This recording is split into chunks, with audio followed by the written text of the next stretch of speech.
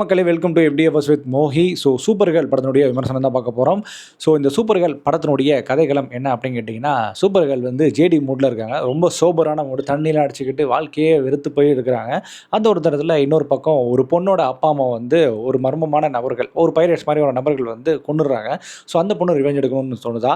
அது மட்டும் இல்லாமல் நம்ம கிரிப்டோ டாக் இருக்கு இல்லையா, அந்த டாக் வந்து பார்த்தீங்கன்னா ஹிட் ஆகிடுது. அந்த ஹிட் ஆகிறதுனால லிட்டரலி உயிரிழக்க போகுது. கிரிப்டோவோட அந்த ஒரு மெடல் மாதிரி ஒன்று இருக்கும், அதுக்குள்ளே வந்து மருந்து இருக்கும். அது மருந்து குடித்தா தான் கிரிப்டோ சரியாகும். அதை வந்து அவங்க எடுத்துகிட்டு போயிடுறாங்க.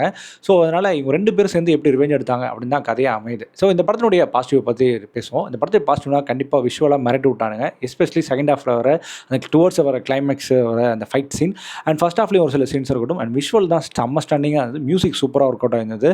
அண்ட் அந்த சூப்பர் கேர்ள் நடிச்சிருந்த பொண்ணும் சரி சூப்பராக நடிச்சிருந்தாங்க. அந்த சின்ன பொண்ணு ஒன்று இருப்பா, அவளும் நல்லா நடிச்சிருந்தா.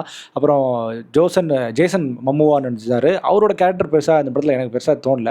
அவரே வந்து சிறப்பு தோற்றத்தில் வந்த மாதிரி தான் எனக்கு தோணுச்சு.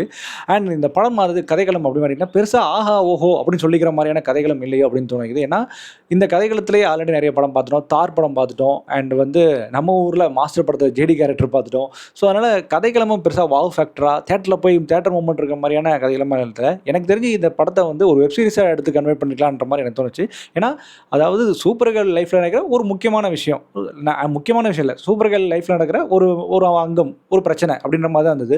அது வெப்சீரிஸாக எடுத்து போயிருக்கலாம்னு தோணுது. எனக்கு இந்த படம் வந்து ஒரு ஓகேஷ் ரகமாக இருந்தது. விருப்பம் இருக்கவங்க தேட்டர்ஸில் பாருங்கள். இந்த மாதிரியான மூவி ரிவ்யூஸ் அண்ட் ரெக்கமெண்டேஷனுக்கு சேனலை மறக்காமல் ஃபாலோ பண்ணிக்கோங்க.